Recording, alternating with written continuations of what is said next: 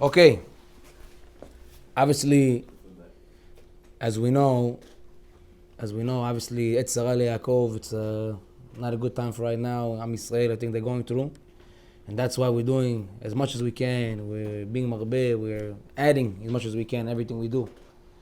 And for all of us, I'm sure, I can specify myself, when I heard the news, I was standing right here. I was literally standing right here. And in the shul, Simchat Torah, and we were praying, and we got the news. And unfortunately, it was some sad news, very hard news to take. Every shul had their hashkafa, how they took the holiday. Some went even stronger with Hakafot, some went even stronger with the Torah, the Shoshim, they have Emunah Bitachon in him. Some canceled it altogether. Everyone in their own hashkafa. Of course, over here we had the hashkafa, and like I said, we always try to do things in a way of Emunah, in Bitachon, in Simcha, and happiness. So we took it upon ourselves to go even stronger with Torah, and that's why you notice that I lost my voice a little bit. But I'm sure you guys can hear me. Just that instead of talking at 3,000 decimals, now I'm probably at 1,500. But anyways, people wanted me to talk a little bit lower. You know? So, B'ezrat Hashem, we got the news. And like many others, I sat over here, and I went home, and I sat, and we were here, and I thought to myself, my brothers over there, my brothers and my sisters are there, picking up arms, going to the battlefield, going to fight. And the first inclination that I had is, I want to go. I want to be there. Give me an AK-47, put me on the Gaza Strip. Kacha ani ratziti, באמת. The guy who was there 10 years ago came out. The guy I'm running away from, he said all of a sudden, no. Yeah. When it comes to my nation, don't play around. He'll come back out. And I said, give me the AK-47, put me on the strip. But I don't have any military training. So, of course, they're not going to take me. As much as I want, they won't help nobody. So I said to myself, like many others, what can I do all the way over here to help my brothers over there? To help my brothers doing over there, what can I do to help them? What do I have in my power over here to help my brothers? I can't go fight side by side with them. I can't be over there on the battlefield with them side by side. I can't be there physically and show my brothers I'm with you. I can't be in Yisrael handing out supplies. I can do what I can over here, but I can't be there. I'm not on the land with them. I'm not there with them. So I said to myself, what can I do? What am I going to do? What am I going to do over here? What can I do? And at that moment, I said to myself, we have to look to the one place that has an answer every time we're looking for an answer. The Torah Kedusha, the Holy Torah. I look in the Torah, and lo and behold, Parashat Lech Lecha, we're going to read in a few weeks, Parashat Lech Lecha.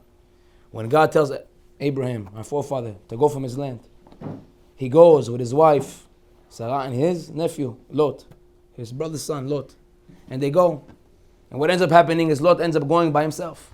He ends up going to a certain place by himself. He goes off with Abraham.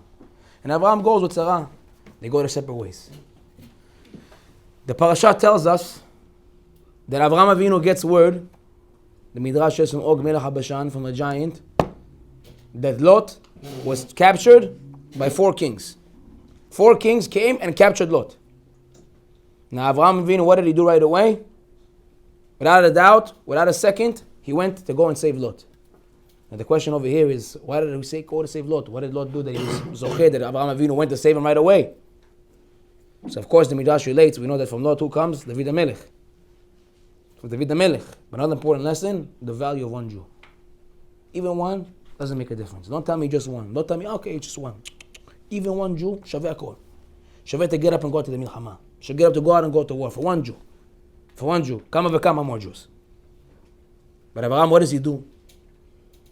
He picks up, at the time Abraham Avinu had all his Talmidim. All his Talmidim. The Pasuk says he took up all the people that were raised in his house. The people who had chinuch in his house, the one that were raised up, the one that he trained in his house is the Midrash, the ones his Talmidei Hamim, the ones that were learning with him, the one he was teaching in the Midrash. He took all of them. And they totaled 318. 318, and they went out to war to go save Lot. Right? And eventually, as we know, they come back, they have a miraculous war against 4 kings. 318 people against 4 kings. Who are these 4 kings? They're 4 kings who just destroyed 5 kings. You understand what I'm saying to you? 4 kings who went out to war with 5 and 1. Abraham Avinu comes with 318. Who are you thinking? Warriors, yeah? He came with buff guys. Everyone was coming, pumping iron before they walked in. Avrechim. Guys who were sitting down learning Torah. Imagine you go to the Bet Midrash now, you see a guy in the kollel sitting down, a little scrawny guy, barely eats a toast if he's lucky. This is the guy going out to war. And he's going out to war against whom? Goliath. Anakim. 4 kings, Anakim, giants. People who are literally just massacred giants. 5 kings, among them giants. Abraham says, I'm going, me, 318. And we're going to win the war. Says the Gemara in Nedarim, why did Avraham Avinu's children have to get punished to go down to Mitzrayim? It's a question, no? What did they do? Hashem tells Avraham, your children are going to go down to a strange land and there will be slaves over there. He tells Avraham in his lifetime. What did Avraham do? Says the Gemara. What did he do? Why do we have to go to Mitzrayim for 210 years? What did he do? Says the Gemara, Nedarim, what did it say? Because he took the Talmidei Hamim, he took the guys who were learning, took them to the war. He shouldn't have done that. It doesn't explain any further. Shouldn't have done that. Why? For what reason? What do you mean? What do you mean? We have to go out to war, we have to go save our brothers. Let's go take everybody. Why are you punishing him? Mawasa. What did he do? What did he do? Mawasa. Gemara doesn't explain why. Because he took everybody out. Okay, so what? Big deal. He went out to war. He had to go fight war. Why did he take everybody out? And on this, it's a beautiful Gemara in Masechet Makot. It says in a pasuk in Tehillim, Amdot Ragleinu. It says, our feet were standing in Yerushalayim. Our feet are standing in Eretz Yisrael in Yerushalayim. It's a pasuk in Tehillim. What does a pasuk in Tehillim mean? That our feet, literally, what does it mean to stand? To mean stand, unbothered, unwavered, unmoved. No one can push us. We're standing solid in Yerushalayim. Says the Gemara in Makot, what school did we have that our feet are standing, planted strong in the ground in Yerushalayim, that our enemies cannot take us out? David the Melech is telling us our feet are standing strong, our enemies can come up against us and they won't take us out. They won't move us. Feet standing strong. We're not sitting, we're not walking, we're standing. We're not running, we're standing in Yerushalayim, standing ground. Says the Gemara, for what school did we have that we're standing? What school did we have that we was okay to be standing in Yerushalayim? Says the schut, the merit of learning Torah. Of learning Torah. And from here, maybe we can understand what happened over here. The Gemara is explaining there was Kitrug on Avraham Avinu. Kivyachol. There was a complaint that came down on Avraham. How are you taking the people out of the Bet Midrash? What are you trying to say? You're trying to say that what? Kochi v'otzem yadi? My strength and my vigor? My strength and my vigor? It's a famous ma'amar. I don't know if it's Ma'amar Chazal. I looked for a Mekol. I've heard this maybe 100 times. I looked for a Mekol, couldn't find the Mekol. But tell me you didn't hear this. Chatzi la-milchama, chatzi la-bet midrash. People heard this before? You've heard it before. I looked for a Mekol, couldn't find one. Afal Pikchen, even still, I couldn't find the stores. It's a famous ma'amar. People heard it. It goes around. Half to the war, half to the Bet Midrash. As we learn in Parashat Matot, 1,000 lemate, 1,000 lemate. 1,000 to this station, 1,000 to this station. It says the Gemara, it says the Midrash. What do you mean 1,000, 1,000? 2,000. 1,000, 1,000. The Midrash explains 1,000 to war, 1,000 to tefillah. 1,000 to go fight and 1,000 to go pray for them. And from there I understood what we can do over here. 6,000 plus miles away from Eretz Yisrael. What we can do over here? Learn Torah. Pray for our brothers. And you know what? And you know what the funny thing is? As crazy as it is, you sitting here tonight, I promise you this. You sitting here tonight is like you're there with them with a gun in your hand. You promise? I promise you this. You sitting here right now, and everyone in an event, everyone who read Tehillim, one psalm in Tehillim, one word in Tehillim, one tefillah, one tear, one word of Torah, one shiur in the car, one thing he did.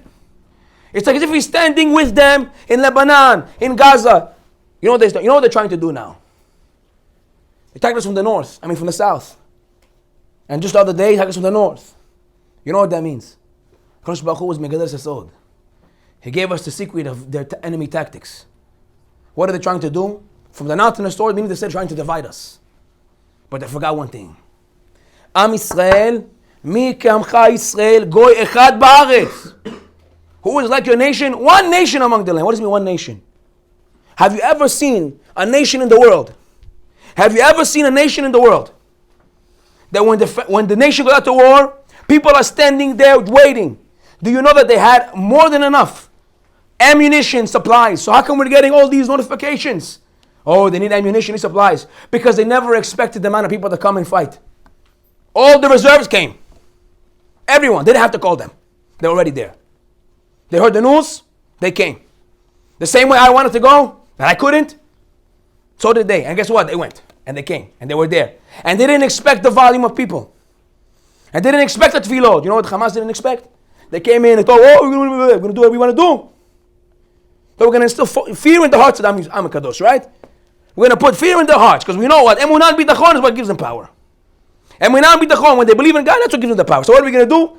We're going to put fear in their hearts. And what they didn't expect? You show me a video right now of all the soldiers over there. What are they doing? They're dancing, they're singing, emunah and bitachon. They believe 100%, no doubt, that Hashem was with them.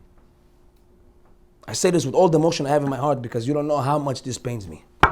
What's going on? My brother, it kills me. Kills me. I'm not sleeping right, not eating right, not doing anything right. Coevely. I'm saying the truth. I never cried on camera, but I'm crying. It's coevely. I'm hurt. My brothers. It's hard for me. It's very hard for me. It's hard for me. Same way it's hard for you. Same way it's hard for all of us. It's hard. It's hard to hear these things. Be'en Yush Klal. There's no Yush in Am Yisrael. There's no Yush in Am Yisrael. There's no Yush in Am Yisrael. As hard as it is, as painful as it is, we have to know that we have to do our part.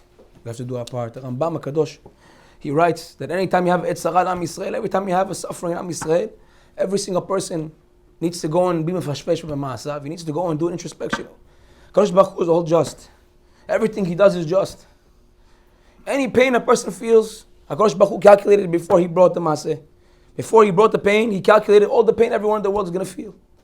The Rambam said if anyone is going to come and contribute it to one thing, to Hamas or to this or to that, he's missing the bigger picture.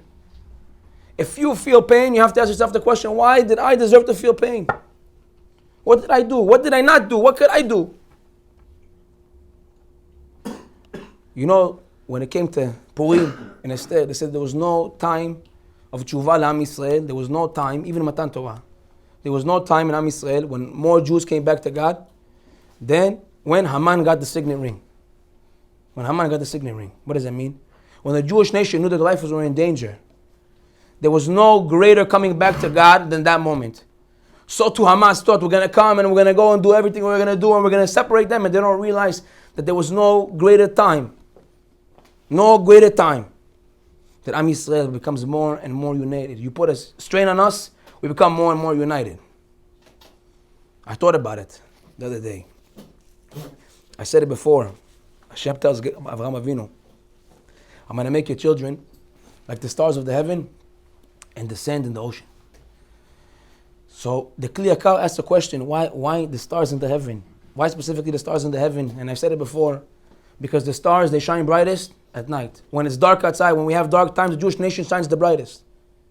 But then I thought to myself, that was the Kli Yakar. But I thought to myself, what about the Chol? What about the sand?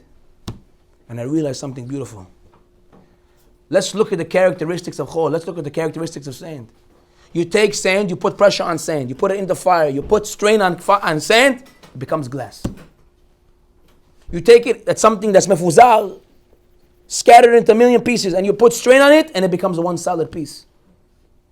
So too, the Jewish nation, you put strain on us, just like sand, we can be scattered all over the whole entire world. You put strain on us, we'll become like glass. We'll become one. One. Bulletproof. Not stam glass, bulletproof glass. No one can touch us. No one can touch us. And I want you to know something. Something that the Gemara Nedarim, it says something also. We asked the question, the Gemara Nedarim, it says, why we have to go down to Mitzrayim? And because it says that Avraham Avinu took out all the Talmidim, all the students. But you know the Gemara Nedarim also says something else. Says the Gemara Nedarim, you know what? Avraham Avinu didn't actually take out all the students. How much did the Torah say? 318. 318. Ashi Gagarosh brings this down also. Gematria, the numerical value of Eliezer. Gematria, the numerical value of Avraham Avinu's right-hand man, Eliezer.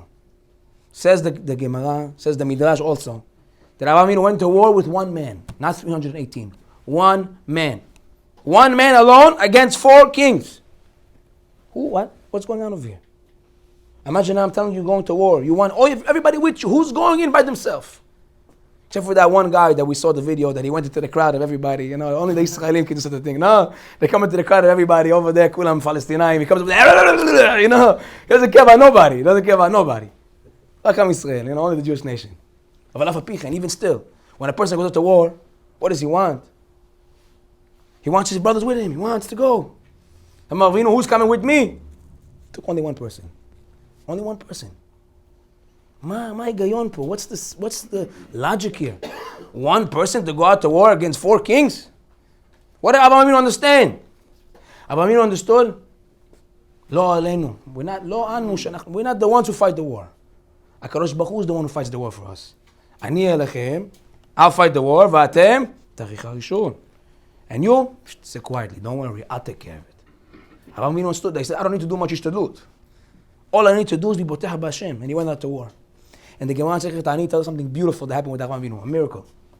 It says the Gemara Masechet Ta'anit, and the same story of Avraham Avinu. So there's a story of Atana. Atana, Nachum Ish Gamzu, right? Nachum Ish Gamzu. Everyone know about Nachum Ish Gamzu? Who was he? He was the rabbi of Rabbi Akiva. One of the greatest Tanaim ever had, Rabbi Akiva. Who's his rabbi? No, Nachum Ish Gamzu. Go check it out. Go check it out, Rabbi. Check Google it right now. Ask Rabbi Google. Rabbi Google. Huh? What bracha I making potato chips? Sha'akol. What? Where did you get that from? No, go check it out right now. One of his Rabbanim. First of all, you in yeshiva? How many starim you have? You were at one point? How many starim you have? How many rabbis you have in different starim? It's possible to have more than one. One of his rabbis was Nachum Ish Gamzu. One of his Rabbanim was Nachum Ish Gamzu. Search it up right now. And then you can testify for me after in the video. That way people are not going to think, Chas v'shalom, that Mawar coming up over here doesn't know his information. I triple check before I come up here. But man, he was Rabbi Akiva's rabbi. One of his rabbanim. And it says the famous story of Nachum Ish Gamzu, how we got the name Nachum Ish Gamzu. Ish Gamzu means the man who says also this. Nachum was his name. Ish, the person, the guy who says Gamzu, which basically means also this. This too.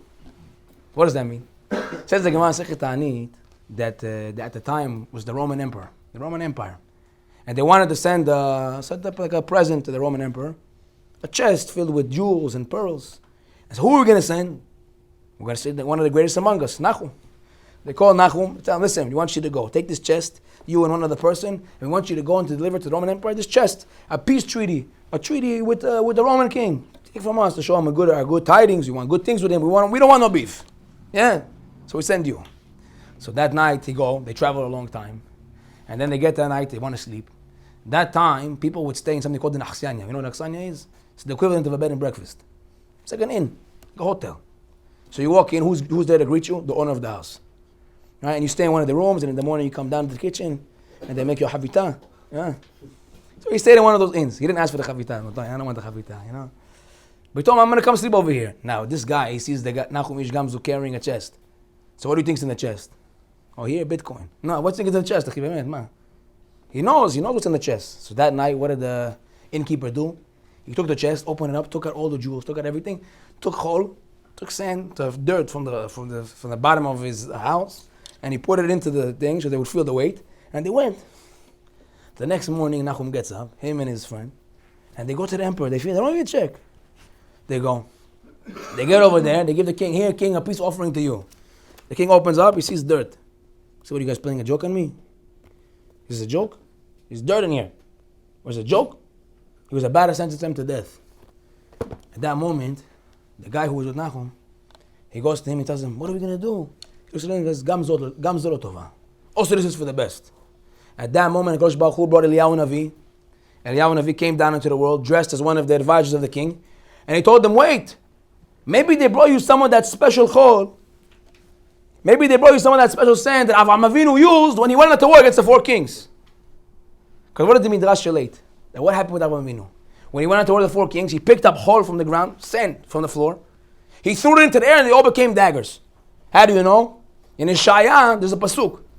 It says that the far became daggers. The dirt became daggers. When? Talking about Avraham Avinu. Gemara, Fuash. Said that the dirt became daggers. Says it must be that. So what does the king do? Says, okay, you know what? We have an enemy nearby that we've been fighting with a long time ago. We haven't been able to win them over. Let's go. They take and they throw it. Lo and behold, becomes daggers. Says, wow, Baruch Hashem, Chazak Baruch. So they come back, and what does he do? He takes Nachum and his guy, and he fills up the chest that they brought with jewels and pearls, and he sends them back. Now on the way back, what happens? On the way back, the innkeeper sees them, they're still alive. He comes up to them, how are you guys still alive? He goes to them, what do you mean? You gave us a chol, that it was special chol. And from that chol, it became daggers. What? Yeah. So what did the guy do? He broke down his whole house, took all the dirt, and he went to the king. Says, oh king, I have this special dirt. It's my house. It's my house. It's my dirt. I made that dirt.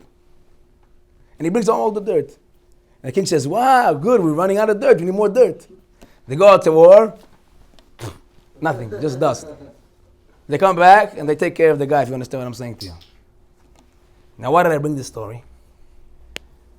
Because when a person has a wholehearted emunah in HaKadosh Baruch Hu, 100% belief in Hashem, even things that don't make any sense, no logic, Hashem will make it work. When we go out to war, Avraham Avinu was okay to win the war with one Talmid. Hashem did him a miracle that sand turned into daggers.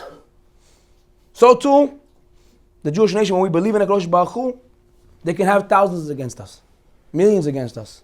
We'll be small, and we'll be tiny, and guess what? We'll overcome always. Look at the history of the Jewish nation. I don't know how the nations of the world haven't learned yet. You know what they teach you in school? History. Yes, sir. Why do we learn history? So we can learn from our mistakes, right? Tell me that's not what they told you. Why do we learn history? So that we can learn from our mistakes. Great. Chazak Baruch. So then learn from yours. Jewish nation, Ottoman Empire, Babylonian Empire, the Nazis, Spanish Inquisition. Every empire that came against the Jews has fallen, no longer exists. And this tiny little nation that makes up not even 1% of the population of the world still exists today. Talking to you, empires that ruled the whole entire world, and one tiny little speck of dot in the creation of the world. And you don't realize already? Don't come to play with us.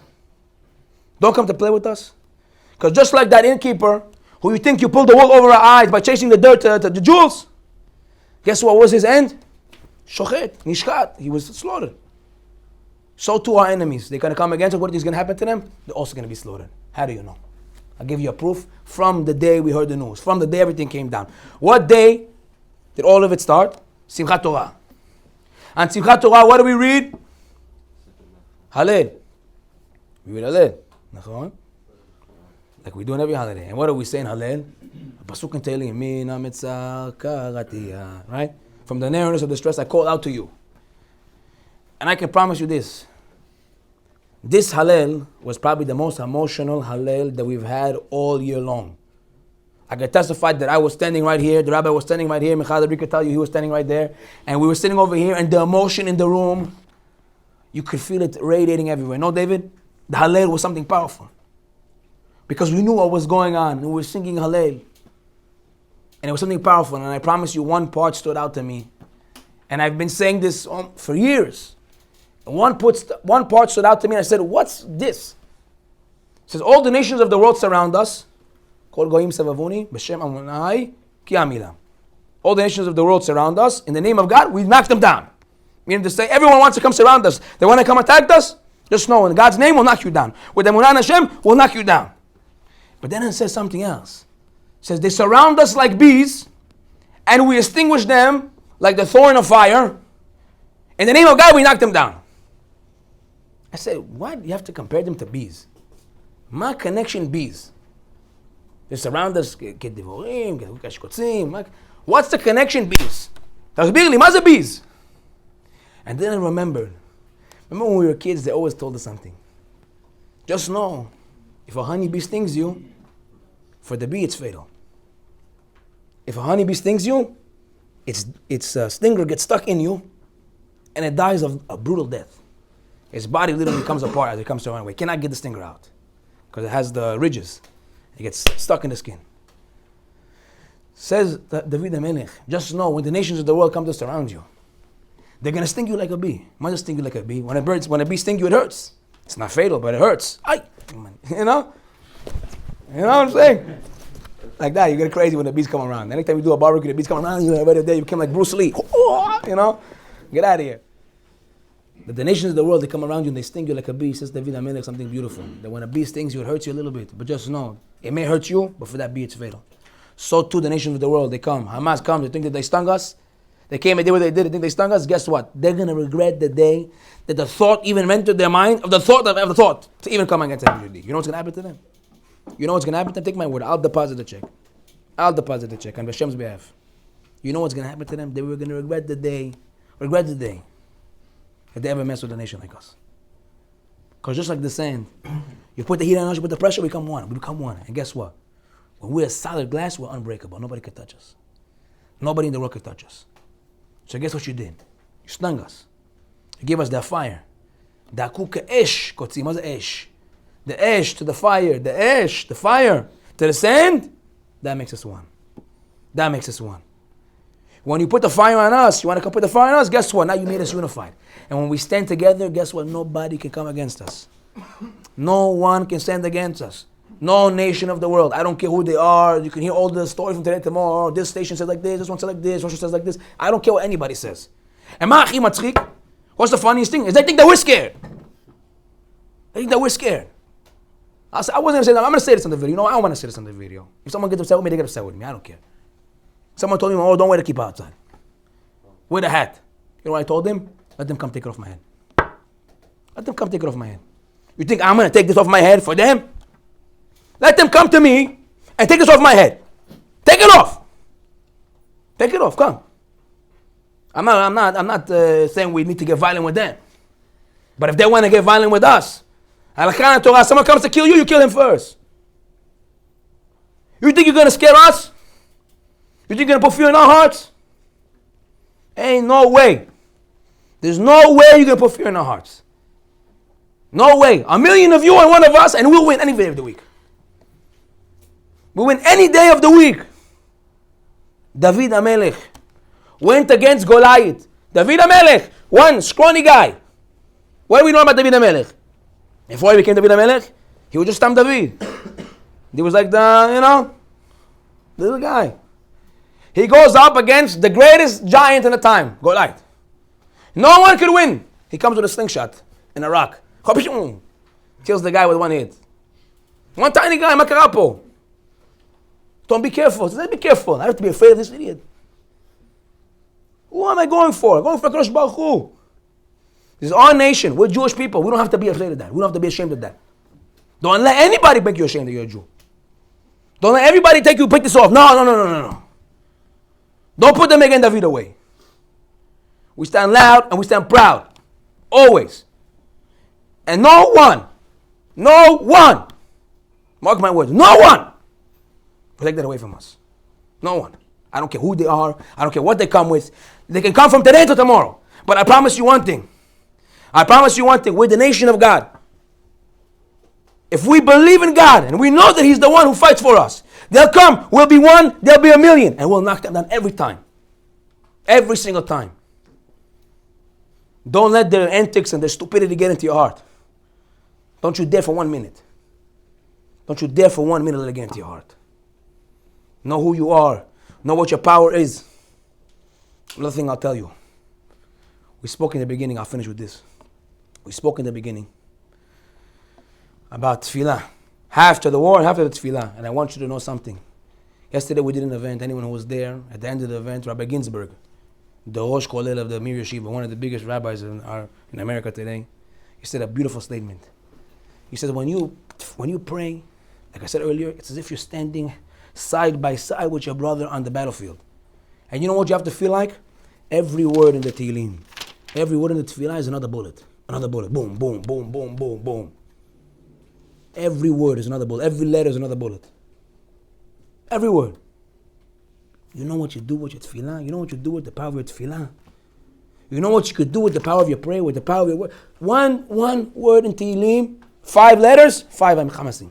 5 gone from the world. Nimchak. 5 bullets directly at them.